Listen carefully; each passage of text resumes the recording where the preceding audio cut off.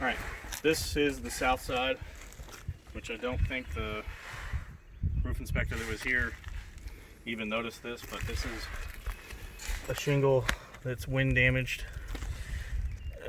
and it's torn. So we're going to attempt to do a repair on this shingle. All right, you can pause it. You're on. All right, this is repair attempt number 3, south slope. David Reich. So again, you can see that shingle slides in there nice and pretty. We don't have any prominent creases until we do this.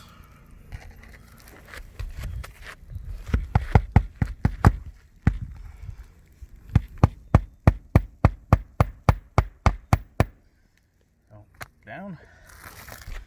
Shingle is now broken.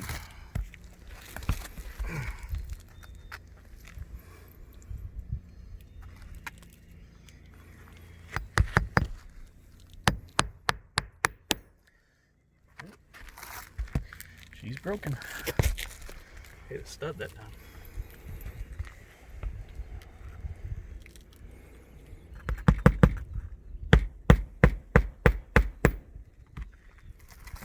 There she is.